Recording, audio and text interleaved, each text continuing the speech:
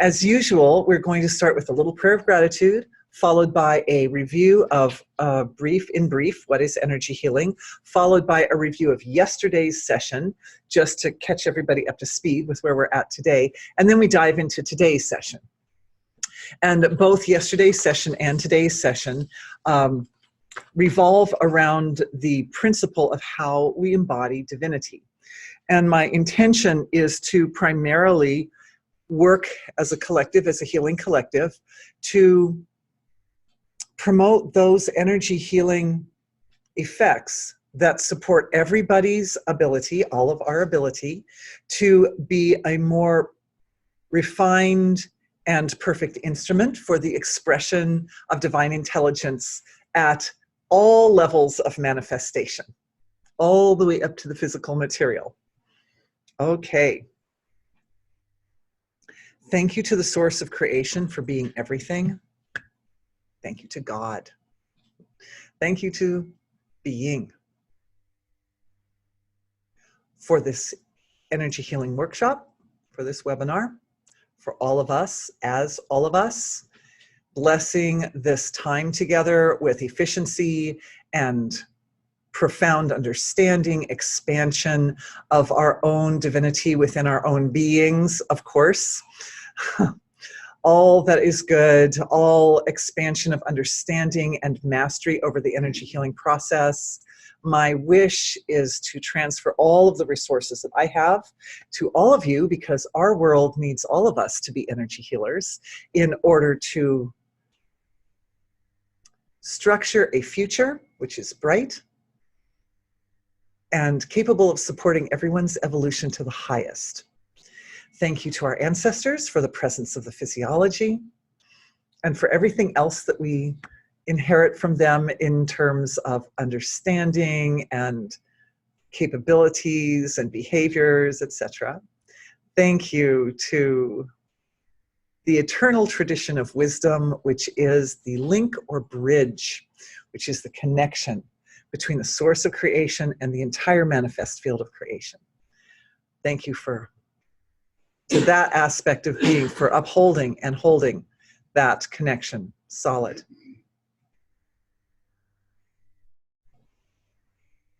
All right.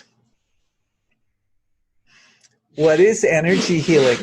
And it's interesting, as just like in yesterday's session, it's a reflection of yesterday's session, I was saying how the prayer itself, for me, helps kind of create or establish a nice safe space or a nice healing space in order for us to do this work. We close the eyes, awareness settles down, parasympathetic nervous system activates a bit when we close the eyes, a little bit of rest comes, a little bit more resting state. And in that state, all of the body's healing capabilities awaken. So, energy healing is the process of focusing our attention in an intelligent and intentional manner in order to create loops of consciousness. Consciousness folds in on its own nature in a looping type of manner. Awareness folds into, it either folds into a part of the body that's uncomfortable, or it folds into some deeper, more abstract level of self that's where the root or seed of imbalance sits. And as awareness folds into its own nature, it activates or enlivens totality or wholeness. It awakens that source value, because awareness is source energy, essentially. So when source energy comes in and applies itself to some area that's suffering, the result is increase in the qualities of source in that area. And that increase of wholeness or totality results in an upliftment for that area of the being. It uplifts, it completes, it nourishes, it purifies, and it stabilizes. It makes it strong. So this is the basic principle of energy healing. So in this energy healing, and when I first started this, which was quite a number of years ago, like more than 10 years ago, where I was doing it, providing for others. For 40 years, I was already doing it. But anyway, since then, there have been a lot of different brands and types and varieties of energy healing on the market. So it's good to define exactly what we're doing here that's different from what you'll find in other places. Because some types of energy healing are like Reiki or different types of energetic massage. There are different types of those. That's more of a hands-on. And there are types of energy healing that involve creating self-interacting loops through movement of the body. Like if I breathe in and put my arms up, and I bring my energy in like that, that's going to create some effect for my body. And that's really engaging with the physiology. Some of my work engages a little bit with the physiology, but mostly what we're doing in these sessions is we're going into the deep mechanics of the actually abstract levels of what's going on. Like what is, when I go like this, and that makes me feel better in some way. What exactly, why? Why does that movement make me feel better? And what exactly is happening when that happens? And so the reason that this is important to me and the reason that this has been the focus of these sessions is because there's not that much difference between doing an energy healing movement or doing a physical therapy movement that your doctor taught you, or doing something else in the relative, like taking a medicine or an herb or a homeopathic or something else, right? Some other type of, just gonna adjust this a little bit, some other type of medication where we're doing something in the relative and then it somehow activates the body's innate healing capacity. And one of the things we talked about last night was the nature of the placebo effect and how there are so many studies, 34,000 case studies, recorded case studies in the Library of Congress showing how people healed themselves with placebos, even including placebo surgeries.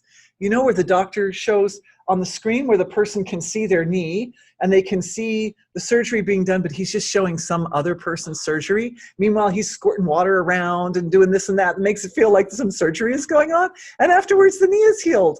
I'm telling you, there are like recorded cases of this happening. So, and you don't have to take my word for it.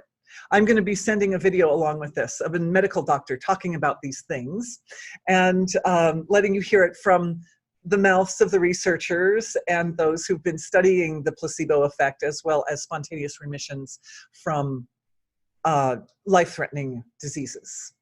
So that's a little bit, I guess we could say, well, isn't that off the topic of divine embodiment? But the thing is, the topic of divine embodiment is quite large. And I'm just bringing this out as an example to illustrate to everyone that what we're doing in these energy healing in this energy healing system is we're looking into the really deep mechanics. We're looking into if somebody has a placebo surgery and they have a spontaneous remission of a damage to their knee, for example, how did the body do that? Like, what did consciousness actually do to the flesh? Like, how did the flesh and the consciousness interact with each other in such a way as to heal that knee? Because when we understand that, then we can apply those principles to literally anything. All right. So, review of yesterday. We started out with a little exercise that supports the ability to kind of establish a healing space. And in this exercise, we were working with the parasympathetic nervous system because that, based on research from people who are, I'm mentioning doctors researching spontaneous remissions and such, this is a universal feature of spontaneous remissions and of deep healing of chronic illnesses, is that the parasympathetic nervous system activates and becomes a dominant player. That when the parasympathetic nervous system is activated, our bodies are producing neurochemicals and hormones which are extremely nourishing and soothing to the body, and this allows the body's healing potential to awaken and apply itself to the areas of the physiology that need support. So there's an exercise. Please watch yesterday's video. It's right at the beginning to catch up on that exercise.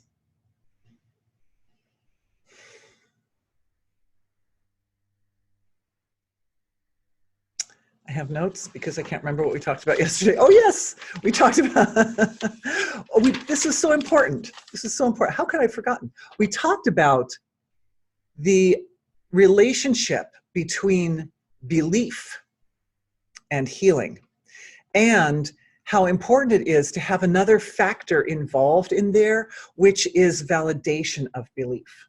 It's one thing to have a belief, but if you've got a friend who's there, who really you feel sincerely cares about your well-being, you have someone who sincerely cares about your well-being and you trust, and they say, yes, I also believe that you will heal. I also believe in your healing. Then this is a factor. So some of the healing work that we did yesterday was to establish the ability to be one's own field of self-validation. I mean, it's lovely if you have a caregiver or a dear friend or a parent or somebody who really believes in you and really supports your healing process. However, if you don't, then it's useful to be able to self-validate. Now, as everybody can imagine, this is a very powerful, it's a tremendously powerful ability to be able to create beliefs and then self-validate the beliefs. And of course, this, I call this a paradigm wheel, you know, like the worldview wheel. We have our belief system, our paradigm, and imposed on that wheel right now for everybody, the Dharma matrix. Because the first most powerful principle of Dharma is truth. Dharma, for new people, Dharma has 4 values: truth, compassion, the ability to let go or austerity, and cleanliness or orderliness, purity. And of all these 4, truth is the principal factor that creates a stable form that keeps the individual aligned with cosmic evolution.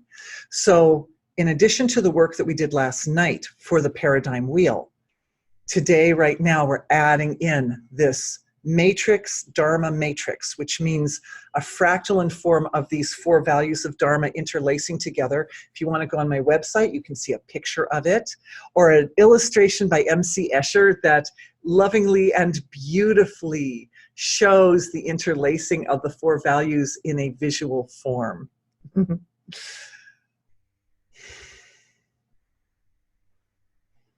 I'm also feeling a flow from the heart area, from the finest feeling level of the physiology. I'm noticing tremendously sweet gratitude and reverence flowing along with that Dharma matrix. And that gratitude and reverence is expanding through the system, through the physiology, and out all the way to the source of self, through all the layers of the manifested self, all the way to the source of self. And it feels in our healing collective, as we're working together, there's a collective flow of gratitude, reverence, appreciation, love, which is going through all of us and back to source, which I'm just calling this as I'm seeing it. And I'm thinking that as I'm looking, I'm asking, like, why is that happening? And what I'm understanding is it's happening in order to stabilize, integrate and bond that Dharma matrix with the paradigm wheel. Well, that's so interesting.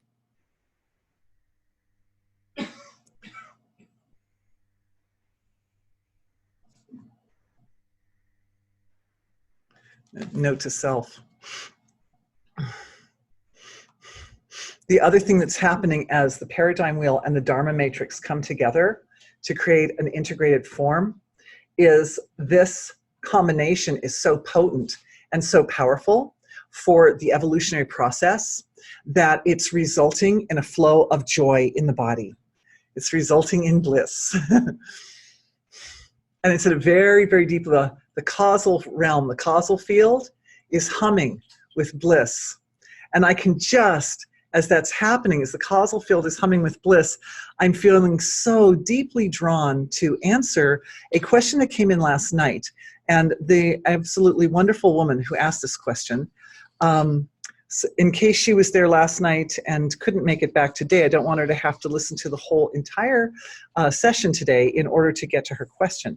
Therefore, it's very interesting. I'm going to answer at least her first question here because it's so, first and second question, so amazing. So I'm going to go to the second question. The beginning of human life.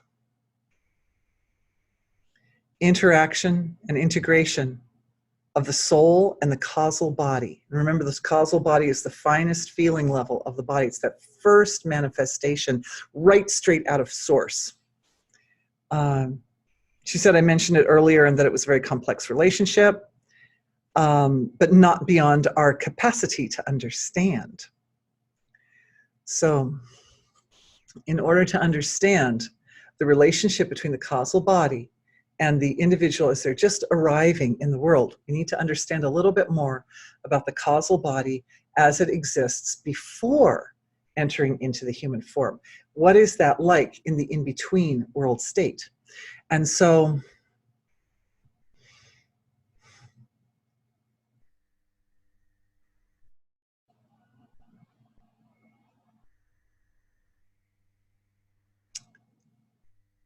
remember last night when we were talking about this belief system, the paradigm wheel, I have my picture here, the belief paradigm wheel, and how this analysis and synthesis part of the wheel, this is something we did yesterday, but you can look more at it today. I will upload with this video a diagram, a clearer diagram that's nice and neat and easy to read. Analysis and synthesis. Analysis and synthesis. So what happens when a soul passes out of the body is that depending on the level of consciousness which they evolved in their lifetime, there are different levels of the subtle field of creation in which they experience themselves settling after they are no longer settled in the physical material. We're all settled in our physical material, right? You take away the physical material and then we're just left with these levels. So different people will manifest at different ranges. Like some people will manifest up to the etheric level. That's when you get ghosts, right? Because the etheric body is like shape and form of the body, okay? Or mental, emotional, causal, astral, or being. There's so many things to say about that. I'm just sorting and organizing. At the causal level, when beings very, very close, very expanded and integrated expansion of consciousness achieved during the lifetime, then what happens is there's still some manifest, if that individual is intended to continue manifesting in material forms of some kind or another, the soul stays at least at the causal level. At the causal level, as we know, there are all these regions, right? It's a big ocean, but it also can be divided and subdivided into smaller regions. Okay. So what happens in the causal field when a soul is just residing only in the causal level of creation is that they kind of go through continuous cycles of analysis and synthesis, essentially. There's the experience of I am the whole ocean of this causal feeling, just pure feeling of creation, to, oh, there are all these regions and I can divide and subdivide to smaller and smaller. That's analysis, right? We divide, we subdivide, and we look at all the parts. And then, depending on the capacity of that soul to integrate their awareness down into very, very small subdivisions, there's a limit to which the soul can see that big I am the whole causal field, into how small of sections they can see down to. But at some point, they're able to, holding the I am the whole causal field, and being able to see all the detail down into small sections. At some point, then what happens is the small sections are integrated back into the wholeness, and the cycle continues and continues and continues. I am the whole field. Oh, there are all these small sections. Oh, they're all part of the whole field. Oh, there are all these small sections. It's like a kind of a massage, essentially, going on at the causal level. Think of those regions or realms of the causal field like puzzle pieces, except that they're malleable. So you can put them back together in any pattern you like. This is the play of the causal field. This is beings in the causal realm. This is what they do. And this is where we experience the manifestation of all sorts of great universal forms of creation, like gods and angels and archangels and ascended masters and etc. They're all engaged in this process of I am the whole field. Oh, and it comes into all these pieces, but they're all part of the field. And oh, every time I go through that expansion and contraction, they come together in different patterns. I can put them together. I learned we've all been in this place between lives. And I learned to put the pieces back together in different combinations to create different effects. Okay, so you can imagine how this process is fundamental to the manifestation of the cycles of time. You can picture that, I'm sure, because they're smaller cycles within bigger cycles, right? And some people I am the whole field, and I can only imagine it down to about 5, but that's okay. I'll take them apart and put them together until I get familiar enough, and then I am the whole field. And oh, now my awareness is able to penetrate down to 25, right? And then I am the whole field, and so many times there until more and more and more. And so the really big universal forms, the forms that we think of as great, eternal structurers of our creation, are the ones that are I am the whole field. And my awareness can penetrate detail down to millions or trillions or zillions of parts, and then reconstruct them and bring them back together again. Okay, so that's what's going on before the person comes in to be the baby.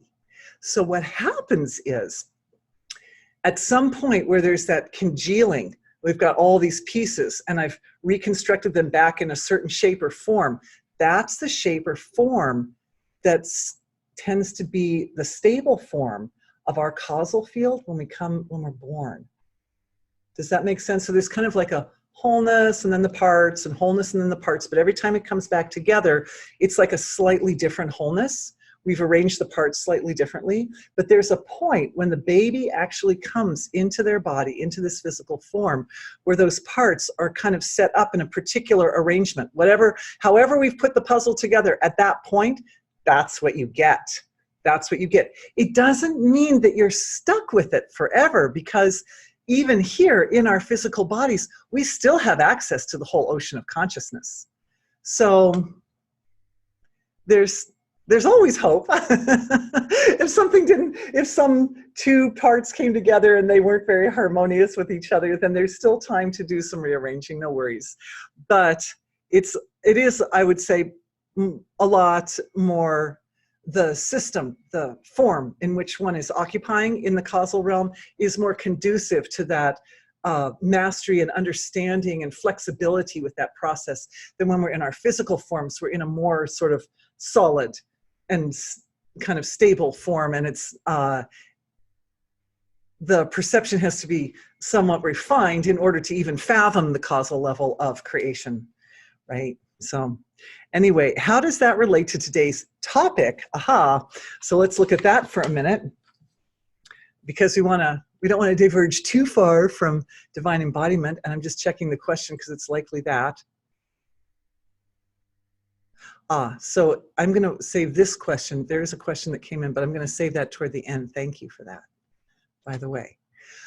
Okay, question off of yesterday's webinar. So that's a review of yesterday. All right. Oh, I hope that answered your second question, by the way, my dear. Okay, divine embodiment.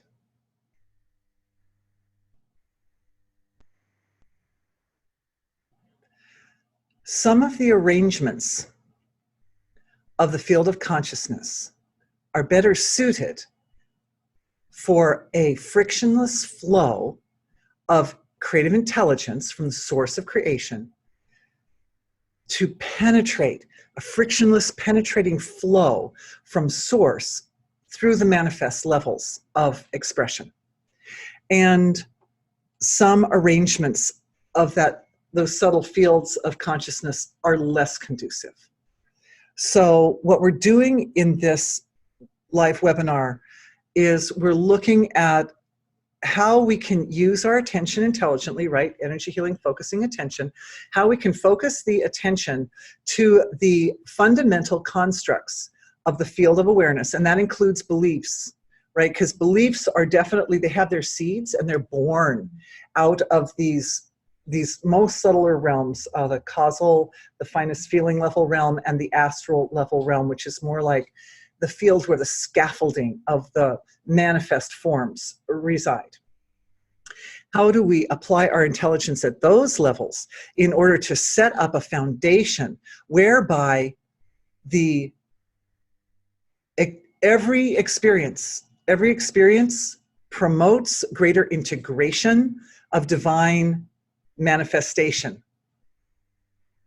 I'm tempted to say a word here.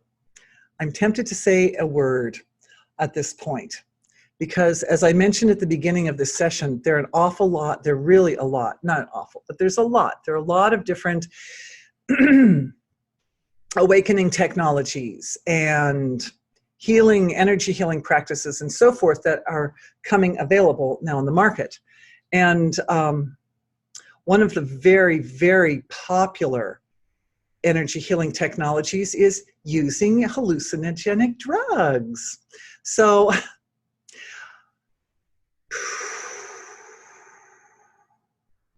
the difference between what we're doing and using hallucinogenic drugs is that this work in this healing webinar is all about integration.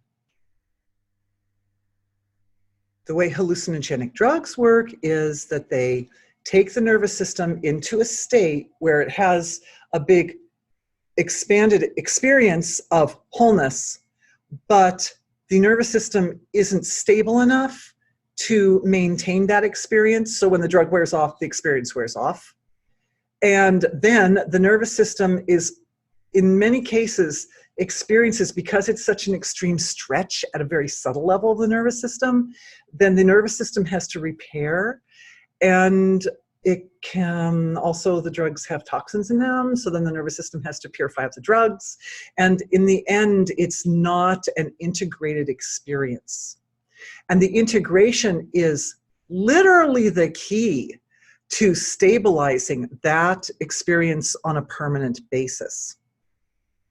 So we need to look into integration and how can we structure these fine levels of consciousness so that integration of being, we'll take my two bottom fingers, our source, their divine being down there, into these two subtler levels of the field of consciousness, so that the flow of resource from being is not only unhampered, but is literally supported by the way the regions are defined and organized at the causal level, and by the way the scaffolding is structured at the astral level.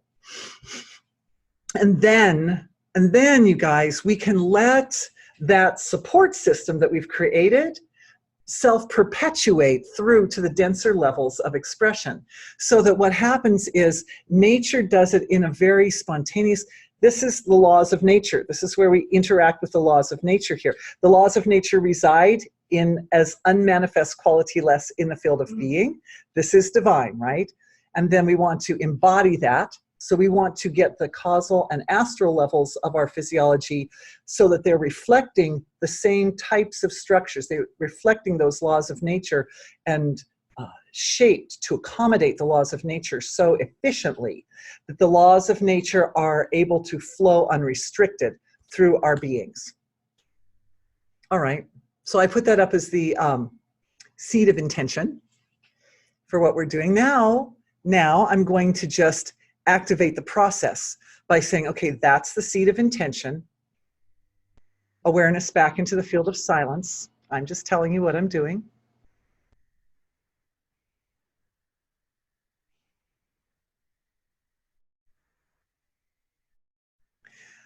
I'm noticing the intelligent flow of being from source up into the causal and astral levels, first in the form of sound. So it's like a hum. And we know that the resonation of intelligence as a sound or as a hum can be very, very orderly and very supportive. So that's the first thing I'm noticing. And it sounds like a drone to me. I was a music teacher. So the drone is just a hum. It's not a song, do, do, do, do, do. It's just a hum like that.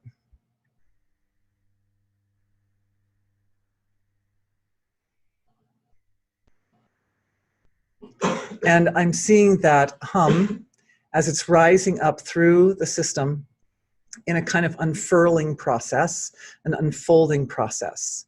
And it seems to be unfolding in basically sacred geometrical patterns, which start with a division, a simple division, then more complex divisions like that. Very orderly, very symmetrical. There is something that looks, I made a visual aid, you guys. And as I'm looking at this, I'm saying, well, it slightly looks like the visual aid, even though the visual aid was designed for something else.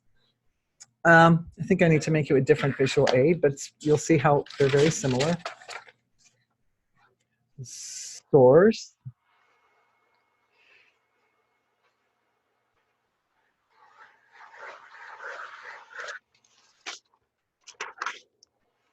The hum coming up from source. And with each one of these loops, there's actually a different sacred geometrical pattern associated and goes all the way out. It really is very much, oh boy, my pen is kind of useless at that angle. Okay. These patterns arising from source are filled with vast amounts of information. And it seems that the integration and processing of this information is taking place above the head in the relationship between personal God and the wholeness, the God that we think of as the whole impersonal God or the wholeness of creation. It's an entire series of codes or understandings that support the alignment, orderly alignment. So we're drawing on orderliness, right? That's just one of the four pillars of Dharma.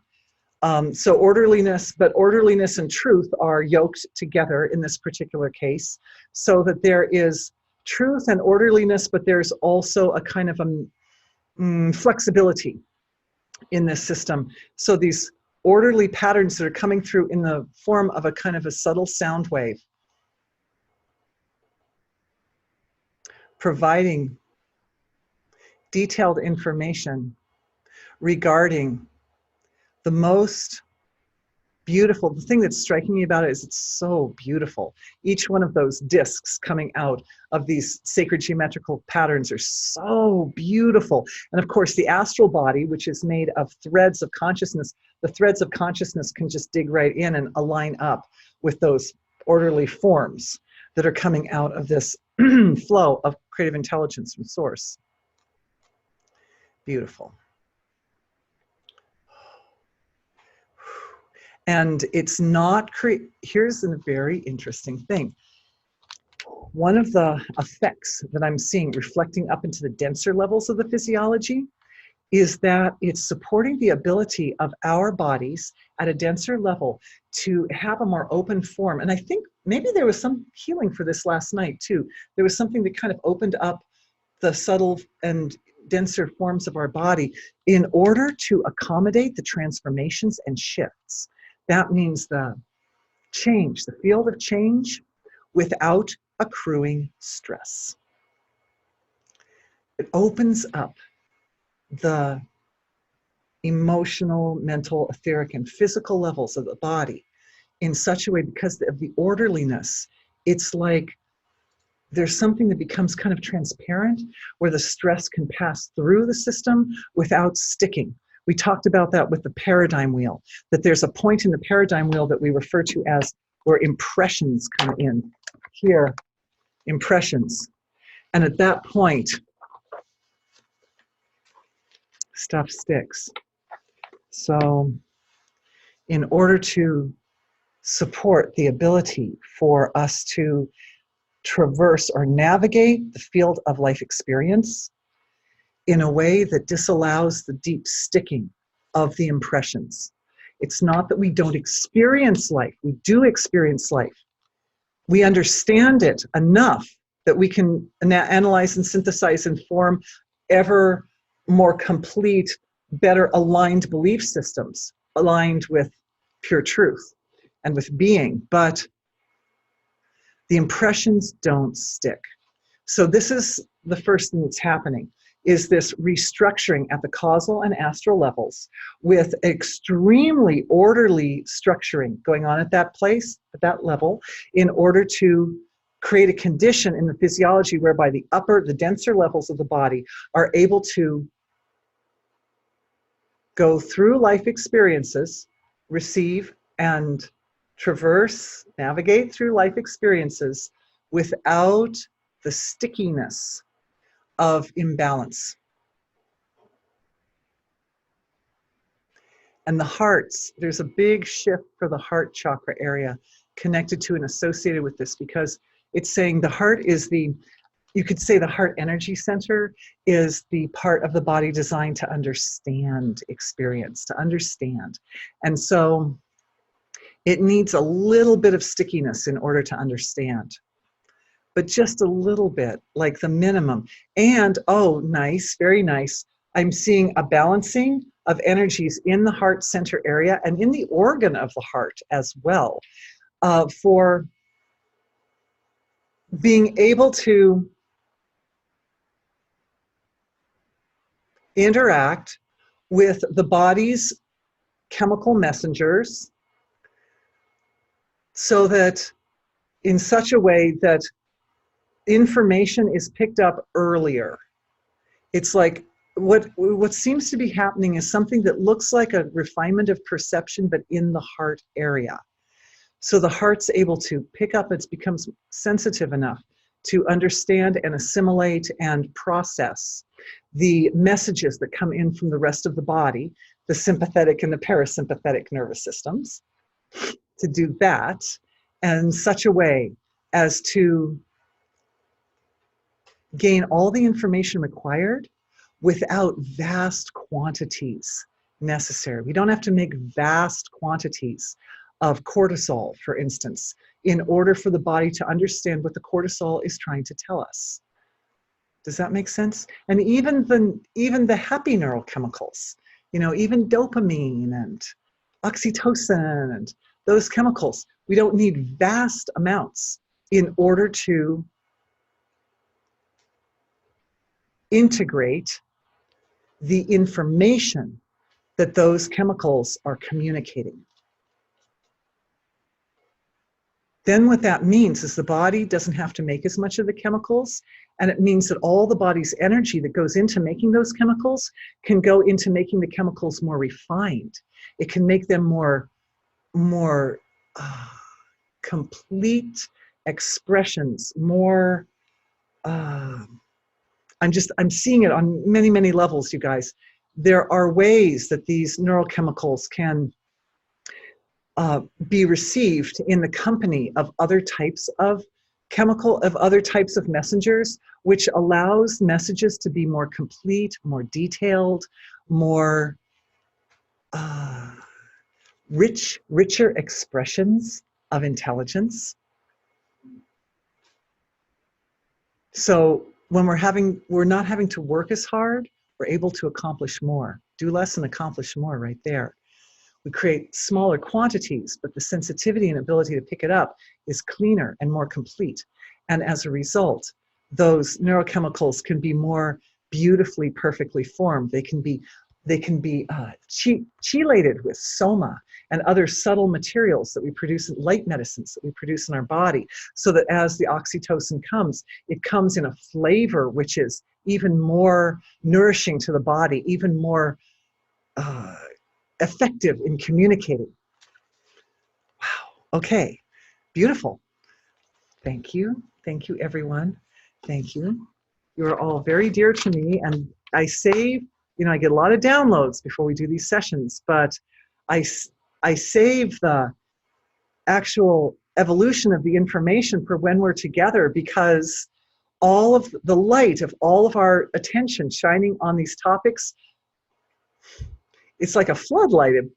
It opens up so much more information. The important place, remember this healing started at the crown of the head. One of the important spots to look at is the relationship between individual presence of divine being and universal presence of divine being. And so for that, I did make a diagram ahead of time because I did want to talk about that. And that's another area. Now I'm going to hold this up and it's going to change. It causes the lighting to change because the paper blocks the lights here. But you don't need to look at me right now. You can look at my diagram. So this was an insight into the construction of the astral body that came in the last few weeks before this. Now this diagram, for some of you, this diagram is going to look sort of familiar because I've passed around the Harry Alto picture, which I will include for everybody again, for those who are new and didn't get it last time.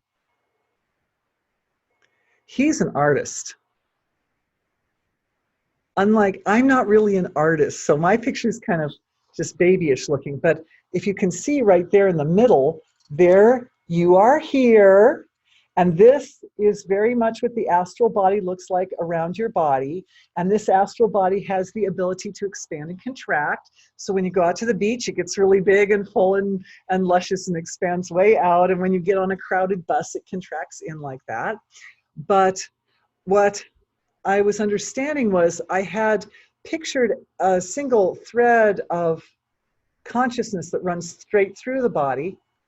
And what I realized is that this whole form, the information, coming in the crown of the head, the information really comes in from a multi-dimensional field all around the body. These 2 billion bits of information that are coming to our body from the universe 24/7.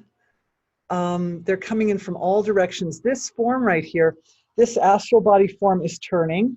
It's turning this way, and it's also cycling this way. It cycles that way, and it cycles this way. And so what happens is the information comes in, the receptocytes on the outside of the astral body pull that information in, it comes in through the crown of the head, and we process it within our physiologies, in our 3 main processing centers, head, heart area, and gut area. Okay, but what's interesting is that this cord, we also connect back to the center of the earth. We can put the earth in there, our beautiful earth.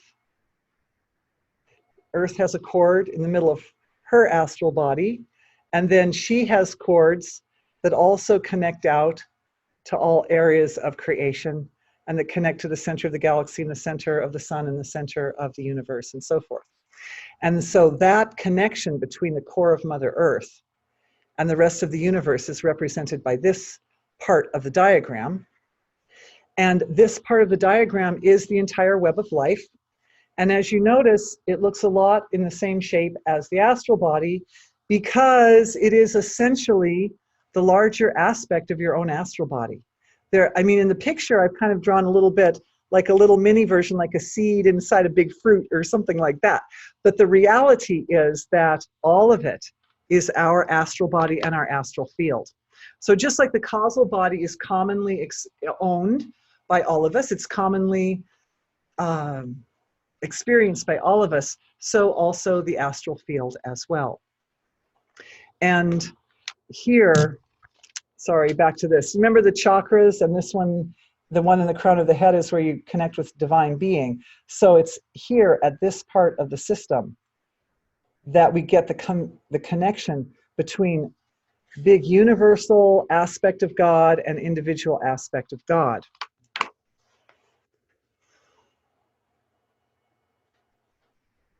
And what I'm feeling, what I'm experiencing happening is intelligence, heart intelligence is turning from that causal level of creation into the astral field, in the astral body area of ourself, because that's where connections are made. That's where relationships are established. That's all those threads connect everything to everything.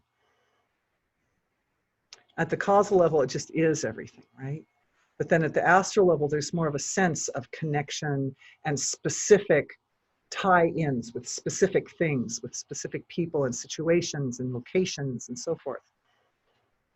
So at that level, there are threads that connect between individual God and universal God. So, and that takes place at the crown of the head area. So awareness there at the crown of the head. And as I said, a foundation is being laid at the causal level of creation, and it's being expressed through the heart center of the physiology.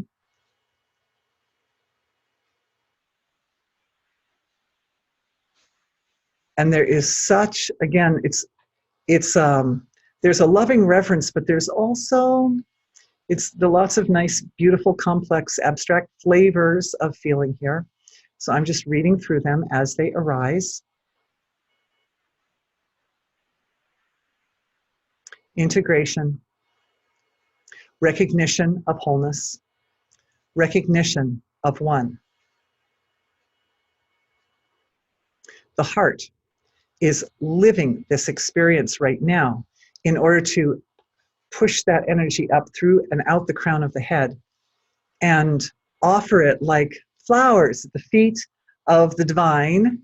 We're offering this pure integration. It's like pure integrative energy, flushing out the crown of the head and connecting the personal God with universal God.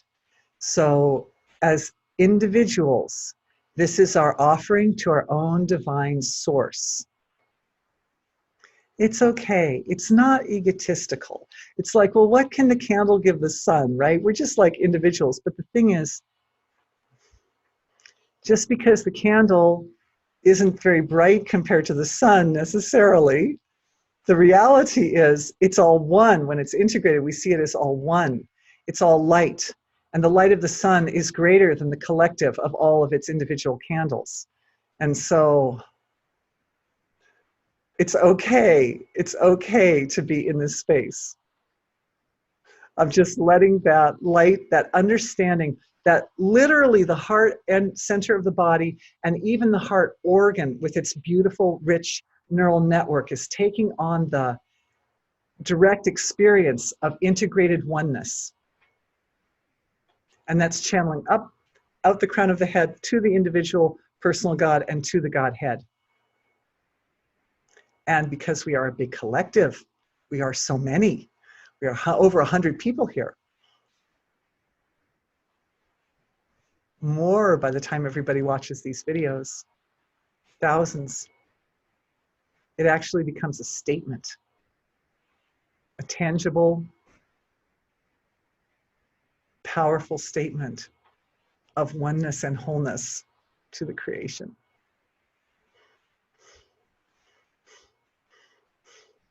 And what's coming back, very interesting.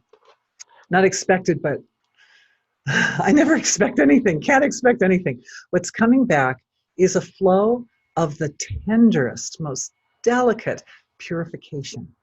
It's a purification, but it's very, very tender and very delicate. And it's interesting that this is what's returning. I couldn't have guessed that it would, but remember the previous healing that we just did was to support the body's ability to experience challenges or to go through life experiences without leaving impressions, right? Without sticking impressions or without compromising the nervous system.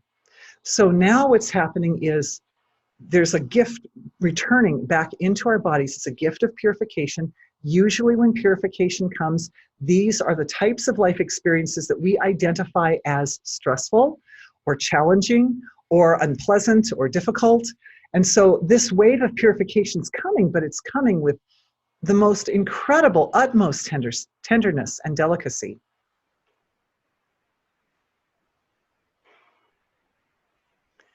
and it's washing through the body. When the body, we're just watching. What it's doing is it's supporting our ability to integrate the last healing, because the transformation occurs, then you have to put it into practice. When we actually go through the motion of it and put it into practice, then that stabilizes and strengthens and fortifies the whole thing.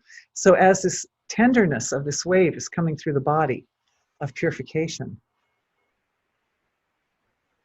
our bodies get a chance to experience how the transformation flows through. And I'm feeling it's like it's coming through, and it's like a magnet almost. It's like a light medicine coming through the body that's drawing in any impurities or toxins or imbalances that are sitting anywhere in the physical flesh, in the etheric body, any pain anywhere in the body, anything that's not supporting optimal health and perfect alignment with divinity. It's drawing in like that into the core, and it's swooshing it out of the body. It goes down the cord of light and back to source, back to the center of the earth. Our earth is a great composter, right?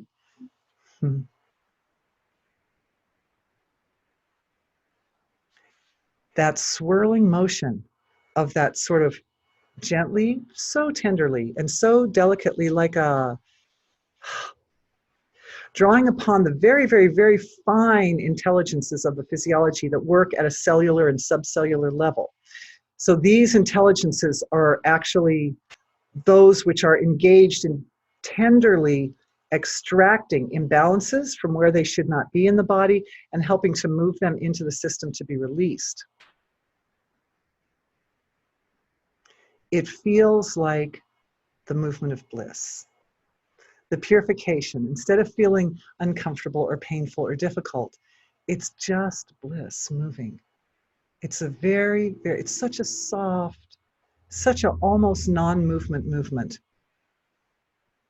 almost like nothing moving, and yet at a very delicate level there is movement taking place at a very fine level of the body, and it's just pulling all those imbalances and impurities and toxins and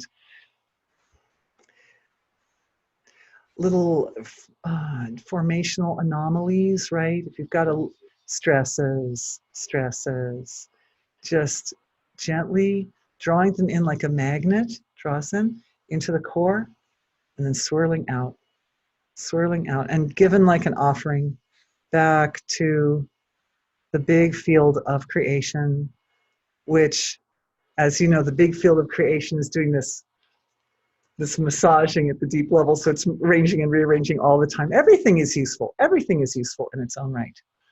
Can you say it's breathe? That's the breath. It's like breath. Yes. One person just said, can we say it's like breath? And it is. And it moves like that. And so many of the healing systems in the body do move like the breath. And on the note of the breath, I wanted to add a point from yesterday's session, because we talked, there's a question that came up about the parasympathetic and sympathetic nervous systems, as well as another point that came up after the session yesterday about that. So I'd like to add that we did the exercise at the beginning of yesterday's session to put awareness. Several questions came up about this exercise, so it's good to address this now. Put awareness in the areas where the parasympathetic nervous system, like the nodes where it originates. And those areas are in the brainstem and that right down in the coccyx at the base of the spine. And it's interesting to note that the pump that pushes cerebral spinal fluid up and down the spine is the breath. That our lungs, when our lungs expand, it creates pressure, right? And it pushes the cerebral spinal fluid like that, and then it expands and the cerebral spinal fluid relaxes into the whole spine. Then we breathe, and it creates a pressure, and it pushes to the ends, and then we exhale, and it comes back in again. So there's this continuous pumping action that's taking place as a result of the breathing. This is why some meditations that use breathing as a technique for settling down the system and getting into the parasympathetic state, which is the healing state, why those can be effective, somewhat effective. I mean, they're all different. There are many different types. There's 112 different ways to transcend. I have that on a PDF if anybody's interested. But yeah, the in and out breaths is part of that process. Another question came up. Oh, another question came up about the parasympathetic nervous system, and that was, one person was doing the exercise and they said they found that it was a little bit difficult to, the idea of the exercise is you put your attention on the 2 points of connection with the parasympathetic nervous system, right? But these 2 points of connection are at opposite ends of the spinal column. So this person was saying that they were having difficulty having their attention in 2 different locations at the same time. And the response to that is, it's completely okay to adapt any of these exercises to suit yourself best, which means if it's easier to go into the upper node and then into the lower node and go back and forth, just like the breath, right? Pumping the breath up and down, pumping the cerebral spinal fluid up and down the spine, you can activate your parasympathetic nervous system just as effectively if you bring the awareness up into the upper portion and then back down into the lower portion and go back and forth at a pace which is comfy for you. That also works. We need to experiment with all of these. We all need to work with them because everybody, each of us is a pioneer in this field, and we'll all discover new and amazing ways of approaching the healing process by working with it. Okay, here's another, I'm looking over here because this is my question box. Here's another question about the sympathetic and parasympathetic systems. How are the sympathetic and parasympathetic systems related to the transcendental source of creation? That's such a good, ooh, what a question. What a good question. So we know that all the systems of the body, every system of the body, every structure of the body was created directly from source, folding in on its own nature, using nothing other than itself to create this whole manifest field. Even everything in the universe, even the flowers in my garden are a result of the source of creation folding in on its own nature. As a result, everything reflects that process. So we talked last night about the breath being a reflection of from universal to individual, from universal to individual. So when we talk about divine and a divine embodiment, it's good to note, like, what is that divine? What exactly are we integrating when we integrate divine being? We're integrating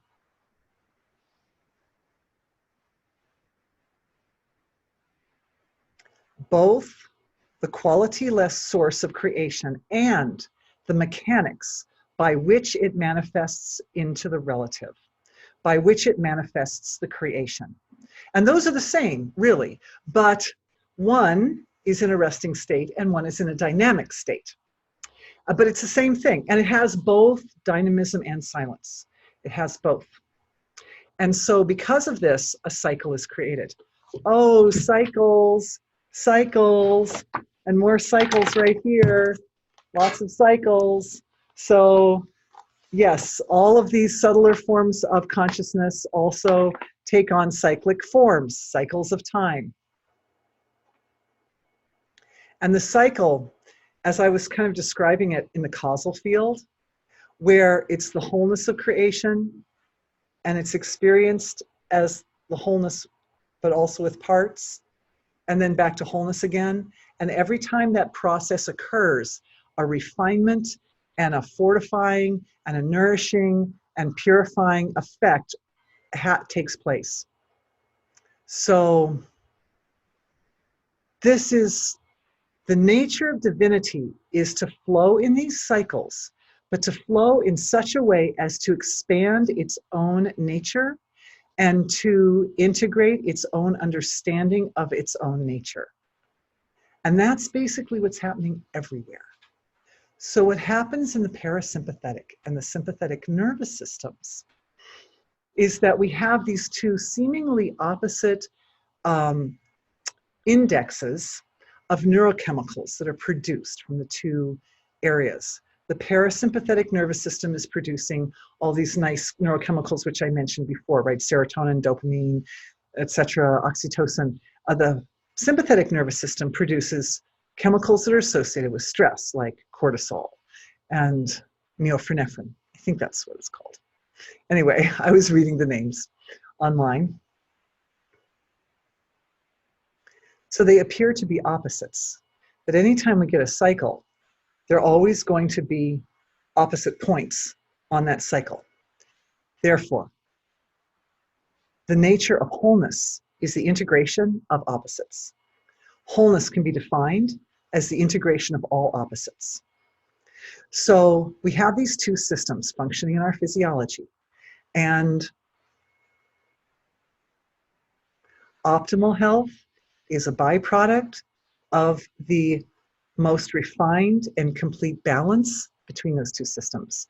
Because even though at this point, where modern Western research is right now, the parasympathetic nervous system is associated with stress, and the sympathetic nervous system is associated with stress, the parasympathetic with healing.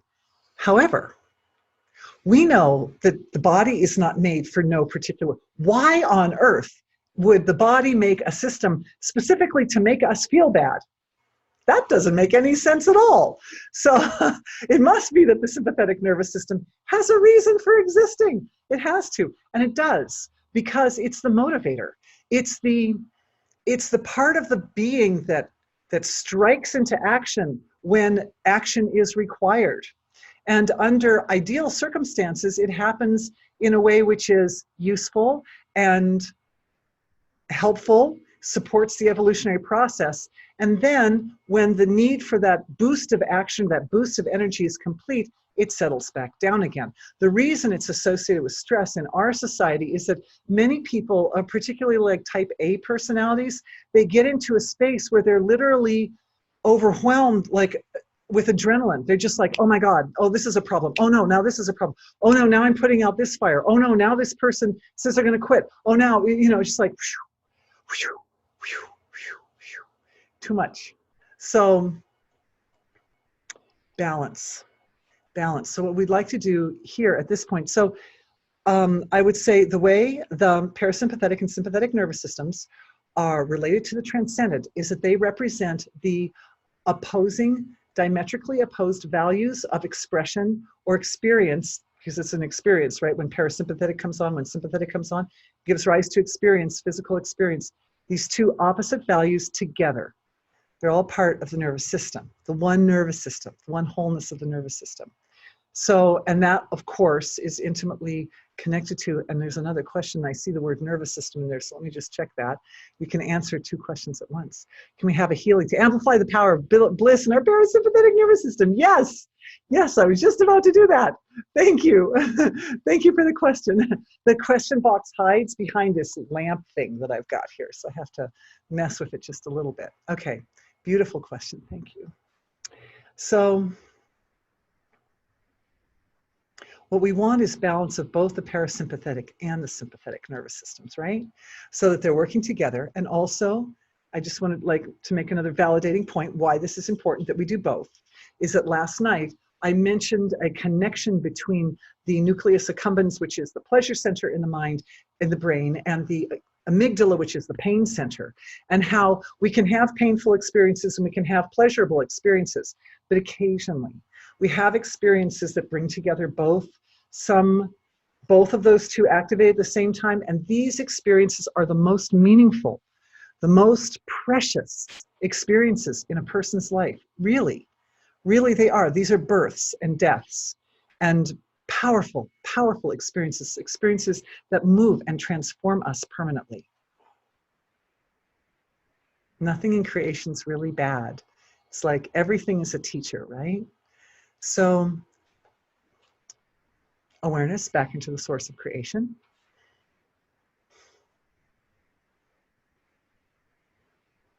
The intention is healing for the parasympathetic and sympathetic nervous systems, and balance.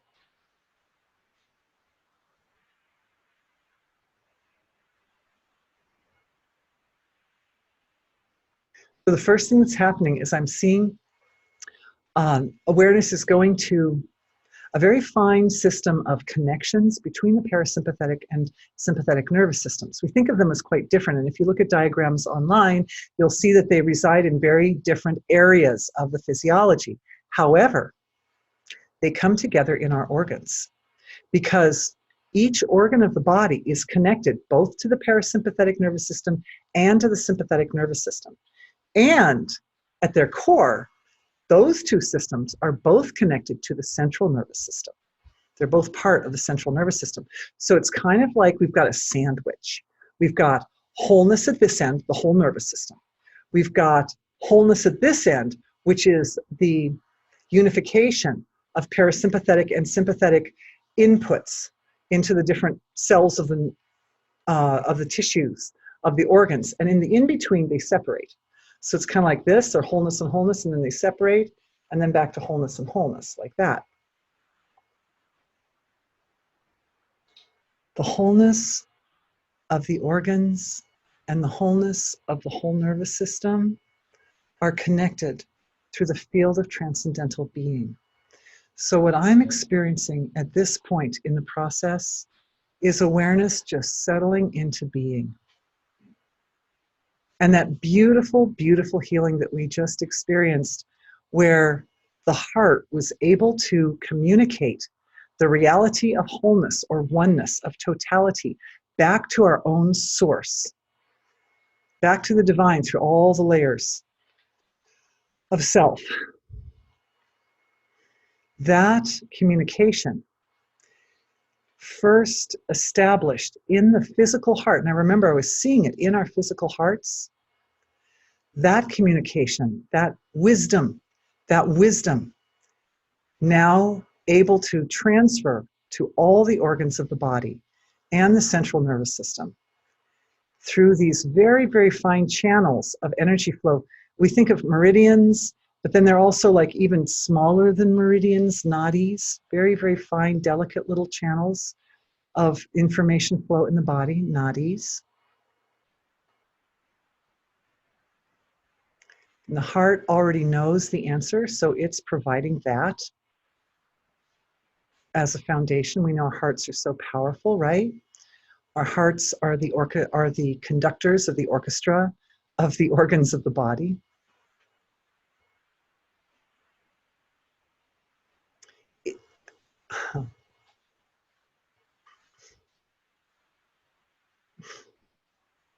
As this is happening, there is a validation from the whole universe. It came in, for me, it came in as a visual cue through my sense of sight, as a great flash of light. I had my eyes closed, this huge flash of light just burst through the whole system. That means from the level of totality itself, all the way through all the manifest layers of the physiology, all the way down to senses of perception, mind, intellect, ego, all these areas working in a unified fashion to embody oneness or wholeness or totality. And as that happened, the whole total field of creation answered back in this flash of like, yes, yes, this is it. You are on the right track. This is what you're supposed to be doing. This is how we stabilize divinity in the physiology. And I would like to ask, however, what about balance? What about the balance for our parasympathetic and sympathetic nervous systems?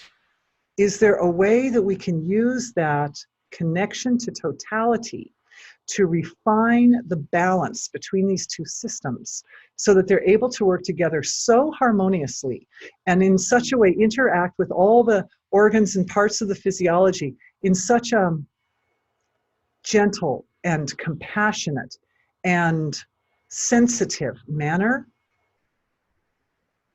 that the result is always fastest, most efficient evolution of being, fastest, most efficient evolution of the physical body.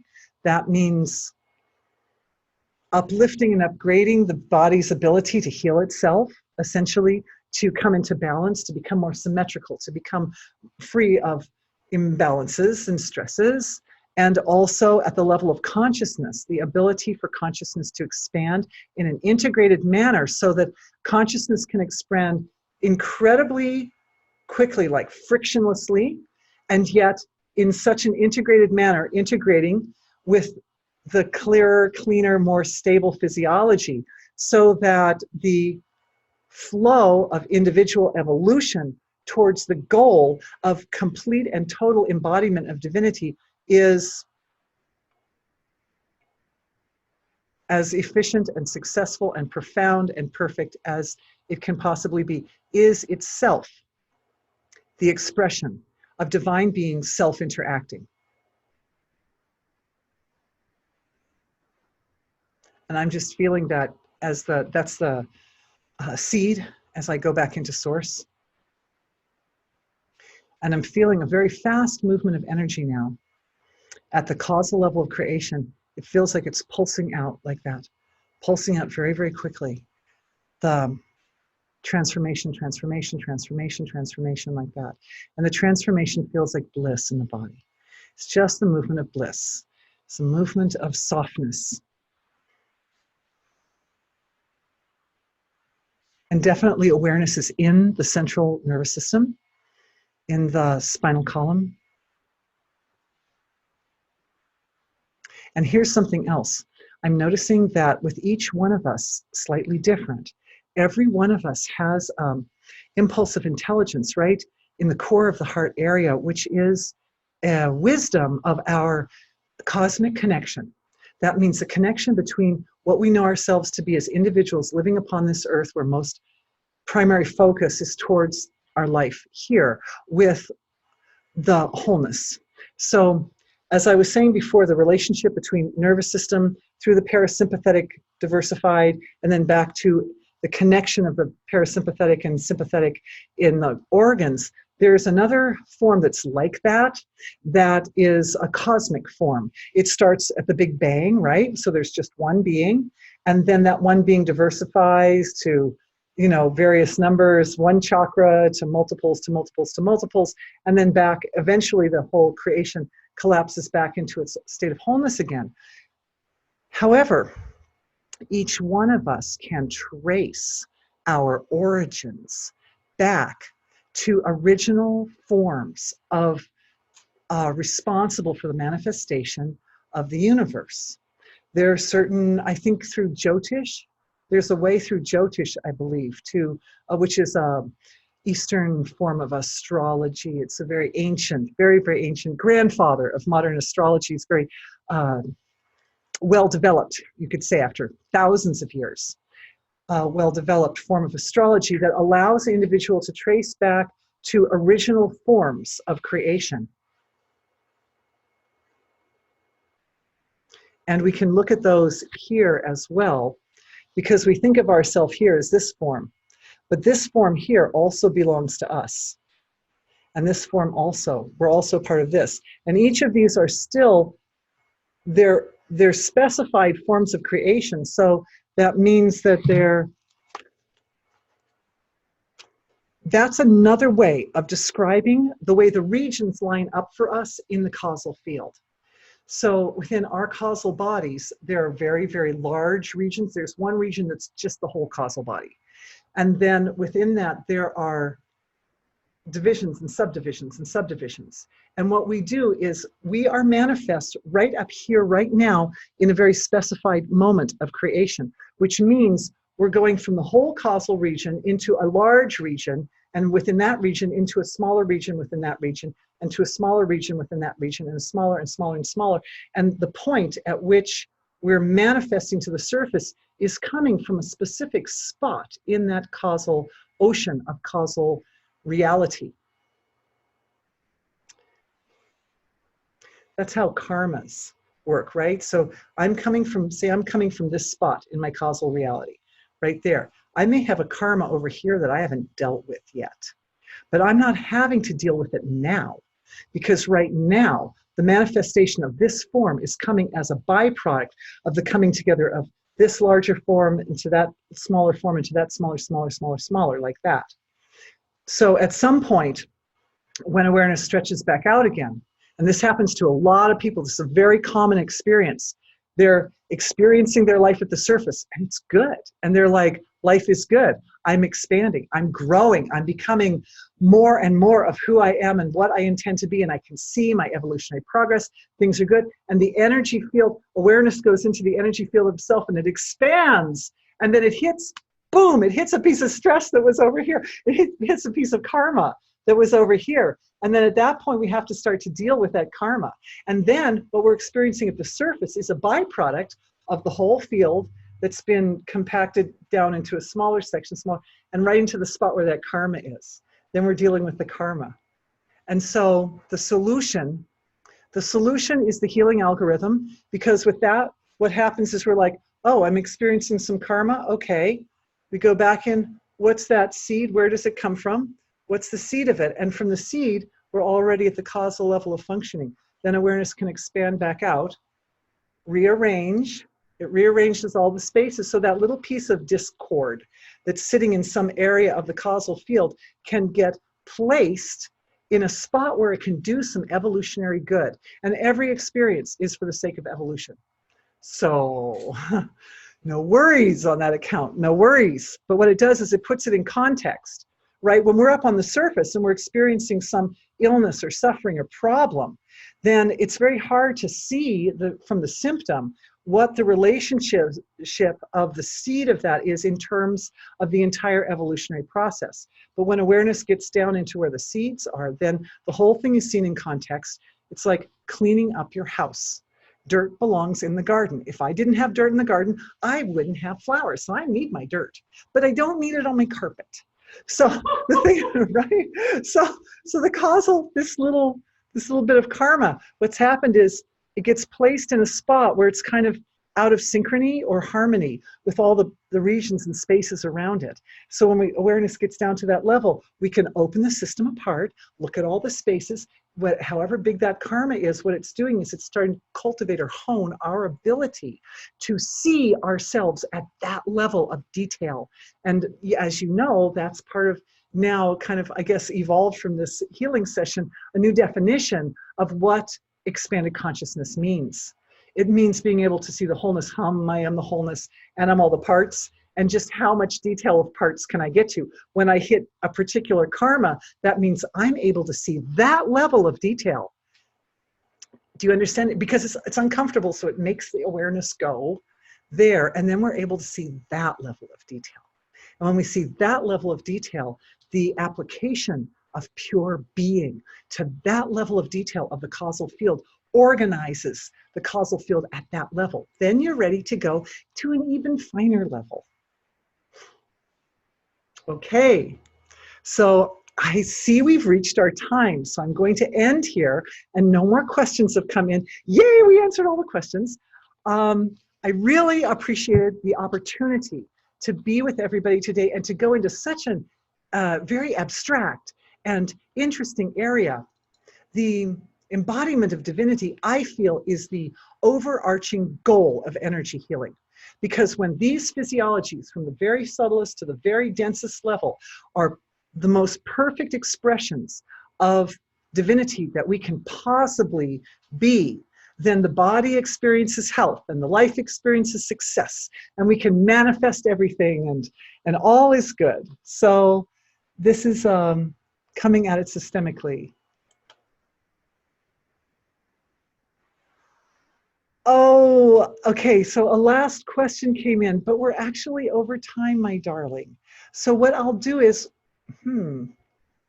I want you to know, I will answer your question, by the way, because this is a very good question. She wants to know how we self-validate belief. I actually have a video up on that. And so watch, it's one of my latest videos. It just came up this week, called The Paradigm Wheel. Check that out. If that doesn't answer your question, ask me again, because there are varying degrees of detail that we can go into to answer these questions. It's wonderful to see everybody. Looking forward to doing this again next time. Next time, I believe the healing session is for digestion. Next webinar for healing digestion. All right, thank you everyone. Bye for now.